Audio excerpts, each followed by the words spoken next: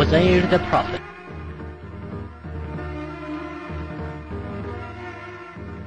Once Ozair the Prophet planned to leave his house and travel to a distant city.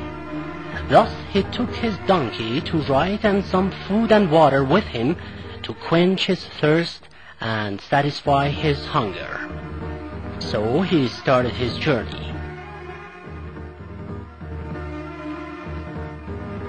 On his way he reached a village which had been destroyed. Being attracted by the scene, he stopped and began to ponder about the village.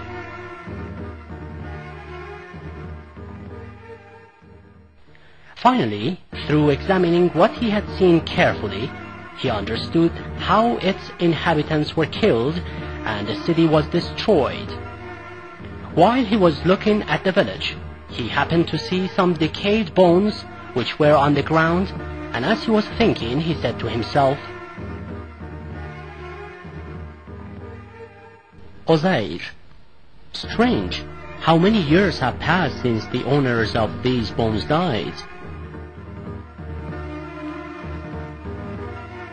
How will God then be able to revive them after this much time?"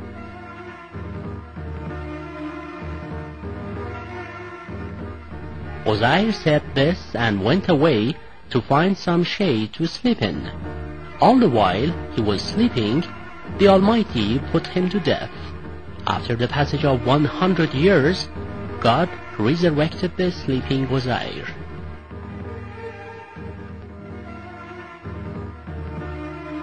As his death had occurred in the morning and his awakening in the afternoon, he said, "I think I've been sleeping a whole day, or maybe a part of the day."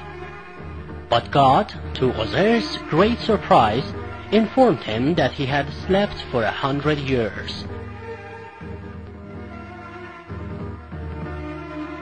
Then God, in order to make him sure and prove the truthfulness of this event to him, asked him to look at the drink and food he had taken with him, which were still unchanged, and compare them with the decayed bones of his donkey as a good evidence.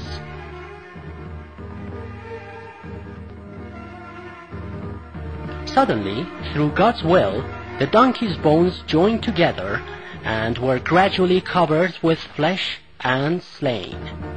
Finally, his donkey was alive again and started to walk.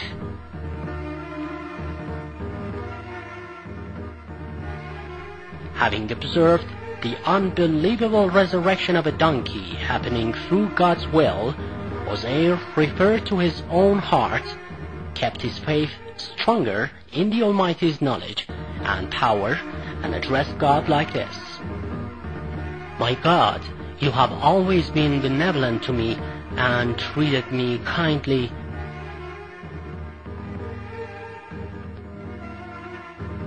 And never neglected guiding me.